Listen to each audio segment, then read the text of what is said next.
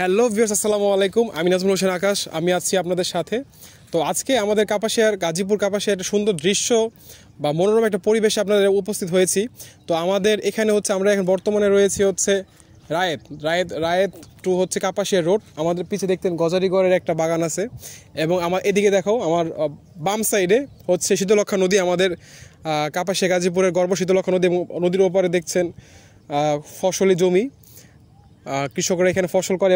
ওই নদীর ওই সাইডে দেখা যাচ্ছে একটা ফ্যাক্টরি আছে, যেটা আমার নদী দূষণ করছে আমার জানার মতে।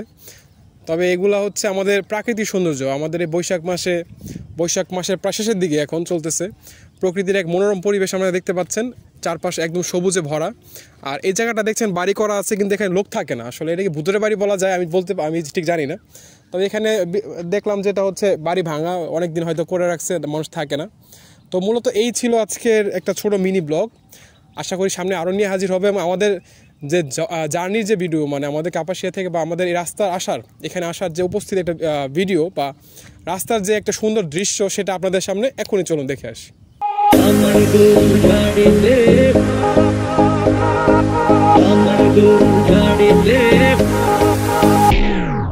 কেন বলো না তুমি আমায় বোঝো না, আমি তোমাকে ছাড়া কিছু ভালোবাসি না।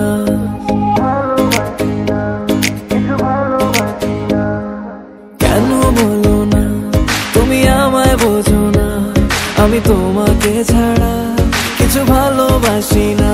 তোমায় ঘর বাড়ি আমার লিখে দিব বুঝিয়ে, তোমায় নিয়ে যাবো হ্যাঁ পৃথিবীকে জানিয়ে।